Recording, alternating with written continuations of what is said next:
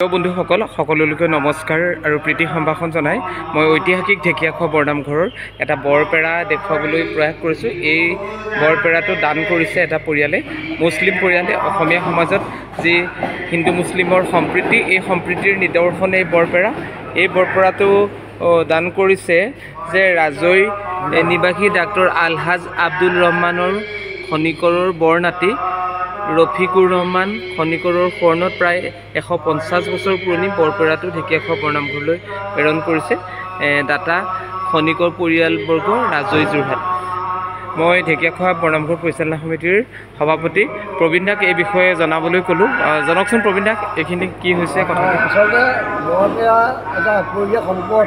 হয়, এটা আমাৰ পুৰণিকলীয়া সম্পদ। এটা সময়ত আমাৰ দেশত প্ৰায় যথেষ্টখিনি সম্পত্তি থকা মানুহ আছিল। হয়, যে গোটেই সম্পত্তিখিনি এই বৰপেৰাতে সোমোৱাই পেলাই গৃহ দিয়ামত শুই থাকে। এতিয়া পকা ঘৰ দুৱাৰ তেনেকৈ নাছিলে মানুহৰ। হয়, আৰু কোনোবাই হয়তো সহযোগ কৰিব পাৰে। সেয়েহে এই বৰপেৰাটো তেখেতসকলে আজিকালি যথেষ্ট জেগাও প্ৰয়োজন হ'ল। বা আপুৰুগীয়া সম্পদ, হয়। এই 150 বছৰীয়া এটা সম্পদ। এইটো কি কাঠেৰে নিৰ্মিত? এইটো নিশ্চয় পুৰণা কাঠৰ সঠিকভাৱে ক'ব নোৱাৰিম। তাৰ সময়ত চাগে তিতা চপা এনেকুৱা চেগুন এনেকুৱা টাইপৰ কাঠৰ হ'ব পাৰে। সেয়েহে ৰাজৈ পৰিয়ালটোৱে আমাক এই বৰপেৰা ভাগ নাম দিলে আৰু আমি সাদৰে গ্ৰহণ কৰিলোঁ। বিশেষকৈ আমাৰ এইবাৰ জাতি ধৰ্ম বৰ্ণ ভাষা নিৰ্বিশেষে অনুষ্ঠান। তেনেকৈ আমাৰ যদিও আমাৰ যি মুছলিম পৰিয়াল, আমাৰ খিলঞ্জীয়া আমাৰ অসমীয়া মুছলিম পৰিয়াল, তেখেতসকলে আমাক এই সম্পত্তি ভাগ দান দিওঁ, আমি সাদৰে গ্ৰহণ কৰিলোঁ।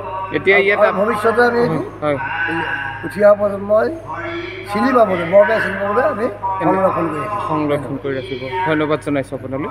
এই মই বৰপেৰাটো দেখুৱাইছোঁ। এইটো বৰপেৰাতে কোৱা হ'লেই যে ইতিমধ্যে ভাগৱত পাঠ চলি আছে। এই বৰপেৰাটো দেখুৱাইছোঁ।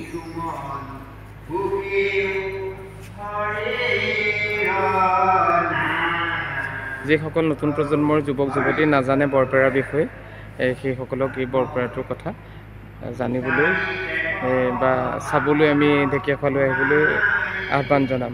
ধন্যবাদ।